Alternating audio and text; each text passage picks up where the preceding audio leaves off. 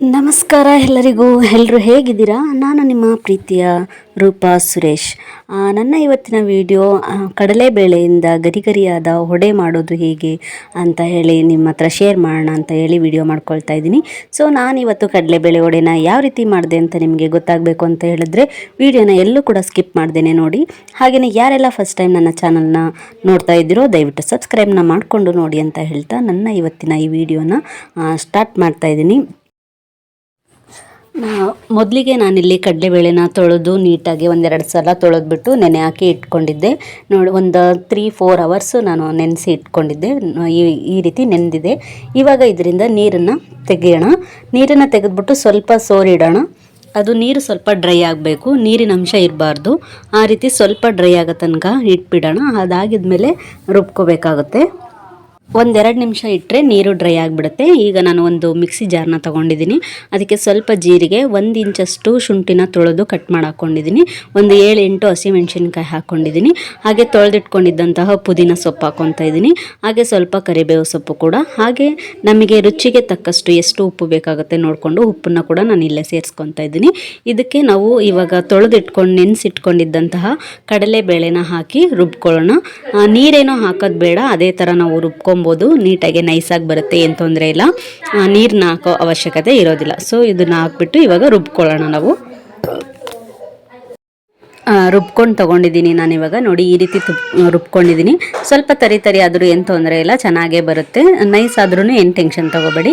ತರಿ ಆಗಿದ್ರೆ ಸ್ವಲ್ಪ ಗರಿಗರಿಯಾಗಿ ಬರುತ್ತೆ ಅಷ್ಟೇ. ಸೊ ನಾನು ರುಬ್ಕೊಂಡಿದ್ದಂತಹ ಹಿಟ್ಟಿಗೆ ಇವಾಗ ನೀಟಾಗಿ ತೊಳ್ಕೊಂಡು ಕಟ್ ಮಾಡ್ಕೊಂಡಂತಹ ಸಬ್ಸಿಗೆ ಸೊಪ್ಪನ್ನು ಇಲ್ಲಿ ಆ್ಯಡ್ ಮಾಡ್ಕೊತಾ ಇದ್ದೀನಿ. ಹಾಗೆ ಸಣ್ಣದಾಗಿ ಕಟ್ ಮಾಡ್ಕೊಂಡಿರುವಂತಹ ಈರುಳ್ಳಿ, ಕರಿಬೇವು ಸೊಪ್ಪು, ಕೊತ್ತಂಬರಿ ಸೊಪ್ಪು, ಹಸಿಮೆಣಸಿನ್ಕಾಯಿ ನಾವು ರುಬ್ಬಕ್ಕೆ ಹಾಕ್ಕೊಂಡಿರೋದ್ರಿಂದ ಹಸಿಮೆಣಸಿನ್ಕಾಯಿ ಹಾಕೊಳ್ಳೋ ಅವಶ್ಯಕತೆ ಇಲ್ಲ. ಸೊ ಇದು ಮಸಾಲೆ ಎಲ್ಲ ಆ್ಯಡ್ ಮಾಡಿಬಿಟ್ಟು ಅದಕ್ಕೆ ನೀಟಾಗಿ ಮಿಕ್ಸ್ ಮಾಡ್ಕೊಳ್ಳೋಣ ಇವಾಗ ಹಿಟ್ಟಿಗೆ ಜೊತೆಗೆ.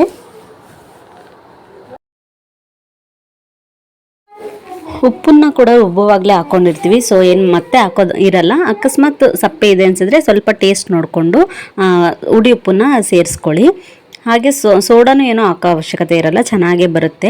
ಅಕಸ್ಮಾತ್ ನಿಮಗೆ ಬೇಕಿತ್ತಂದರೆ ಸೇರಿಸ್ಕೊಳ್ಳಿ. ಬೋಂಡಕ್ಕೆಲ್ಲ ಹಾಕೊಬೋದು, ವಡೆಗೇನು ಸೋಡಾ ಬೇಕಾಗಲ್ಲ, ಹಂಗೇ ಚೆನ್ನಾಗೇ ಬರುತ್ತೆ.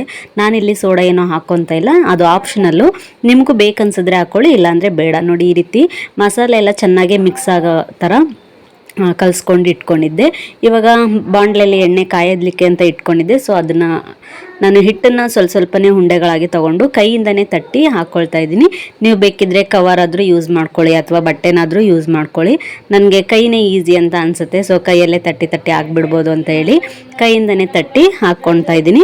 ಇದನ್ನು ಎರಡೂ ಕಡೆ ಗೋಲ್ಡನ್ ಬ್ರೌನ್ ಬರೋ ತನಕ ನೀಟಾಗಿ ಬೇಯಿಸ್ಕೊಂಡ್ರೆ ವಡೆ ಗರಿಗರಿಯಾದ ವಡೆ ರೆಡಿ ಆಗುತ್ತೆ. ತುಂಬಾ ಚೆನ್ನಾಗಿರುತ್ತೆ, ಟೇಸ್ಟಿಯಾಗಿರುತ್ತೆ.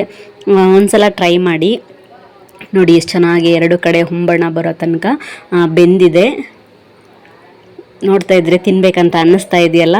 ವೆದರು ಮಳೆಗಾಲ ಇರೋದ್ರಿಂದ ರುಚಿಯಾಗಿ ಈ ರೀತಿ ಎಲ್ಲ ಬಿಸಿಯಾಗಿ ಮಾಡ್ಕೊಂಡು ತಿಂತಾಯಿದ್ರೆ ಇನ್ನೂ ತಿಂತಾ ಇರೋಣ ಅಂತ ಅನಿಸುತ್ತೆ. ಸೊ ನಾನು ಎಲ್ಲ ವಡೆನೂ ಕೂಡ ಇದೇ ಥರ ಬೇಯಿಸ್ಕೊಂಡೆ.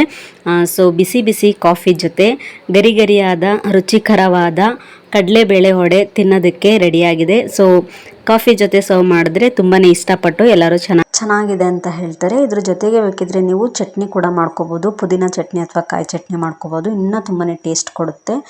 ಸೊ ನನ್ನ ಇವತ್ತಿನ ಈ ವಿಡಿಯೋ ನಿಮಗೆ ಇಷ್ಟ ಆಗಿದೆ ಅಂತ ಭಾವಿಸ್ತೀನಿ. ಇಷ್ಟ ಆಗಿದರೆ ನಿಮ್ಮ ಫ್ರೆಂಡ್ಸ್ ಆ್ಯಂಡ್ ಫ್ಯಾಮಿಲಿಗೆ ಶೇರ್ನ ಮಾಡಿ, ಹಾಗೆಯೇ ಪುಟ್ಟದೊಂದು ಲೈಕ್ನ ಕೊಡಿ. ಹಾಗೆ ಯಾವ ರೀತಿ ಮಾಡಿದ್ದೀನಿ ಅನ್ನೋದನ್ನು ಒಂದು ಕಮೆಂಟ್ನ ಮುಖಾಂತರ ತಿಳಿಸಿ ಅಂತ ಹೇಳ್ತಾ thank you for watching friends. Thank you, bye.